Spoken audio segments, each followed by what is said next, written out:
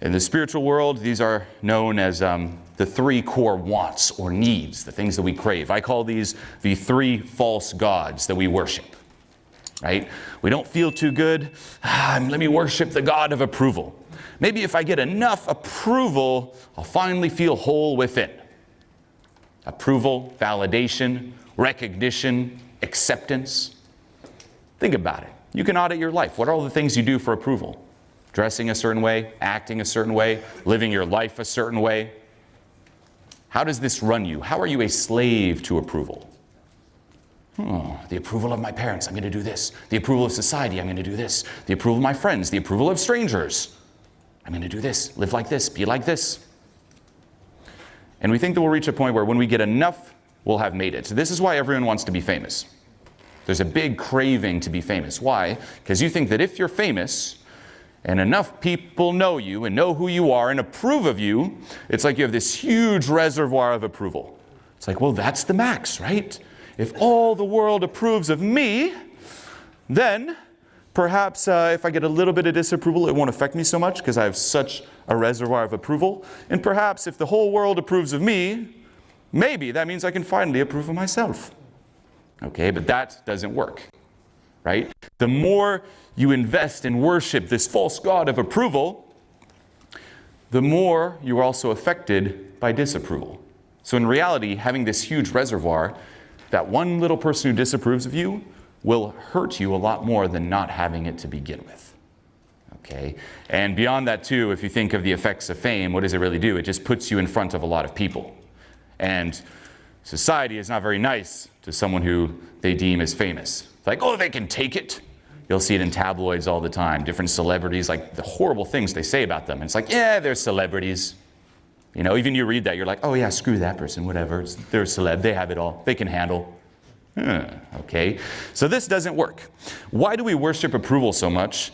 It really comes down to, again, the way we were raised, right? We're conditioned to believe that approval is our oxygen to survive. Why? Because when you're born and you're a child, can you survive on your own? Yes or no? No, you depend on whoever's raising you to provide you with shelter, food, so on and so forth. Now, the way we interpret things as a child with a very limited perspective on the world, on life, is whenever we're disapproved of, we're like, oh, I'm not loved right now. Oh, my parents are punishing me. They don't love me at this moment. If they don't love me, they could abandon me. If they abandon me because I can't survive on my own, I die. So we're chasing this. It's like oxygen, must need approval, and it runs us even today into our adult lives.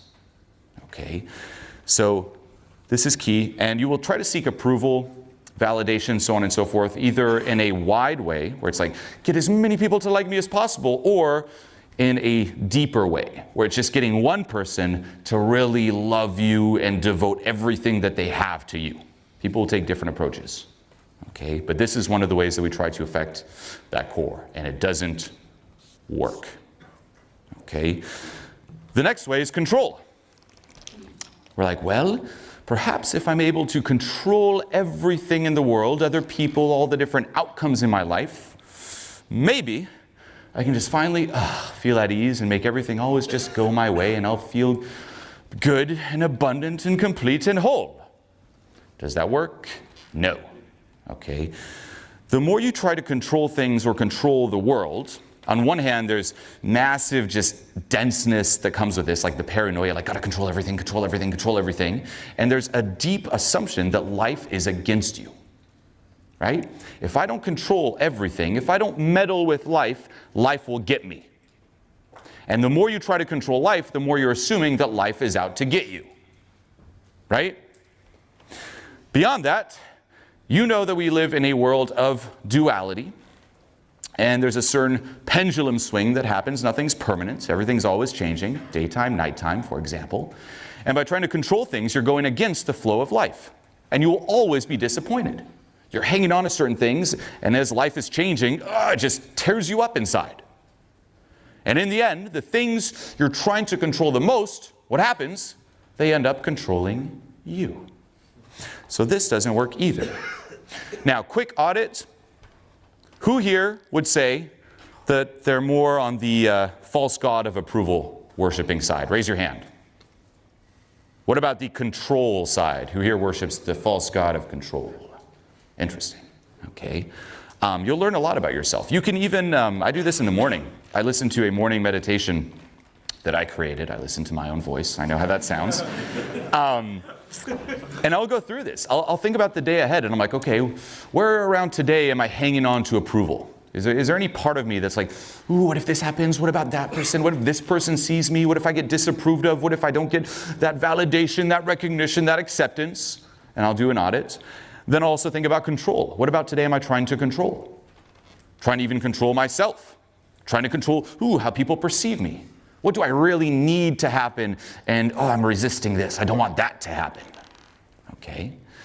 And then here, security. Technically, this is the one that really runs these two. We all want to be safe, whole, secure. We try to seek security in the outside world, right? If I have enough money, I'll be safe and secure. Nothing will ever happen to me. If I have enough approval, enough control, I just want to be safe and secure. Now, here's the big thing.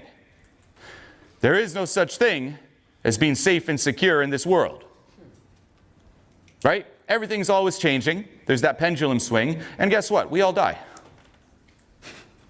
We're all trying so hard to survive, yet none of us survive. What are you really seeking? You're not seeking safety and security out there. Even if you figured it out in the outside world, life would be just so bland. It'd be so flat if you could just predict every outcome. It's like, okay, well, there we go. It's like living on God mode in a video game. We all think it sounds great. If you suck at a video game, you're like, if I could just have the God mode, it'd be the best game ever. But then after like maybe a few minutes of in God mode, you're like, this is kind of boring now. Right? What are you really seeking? Safety and security within.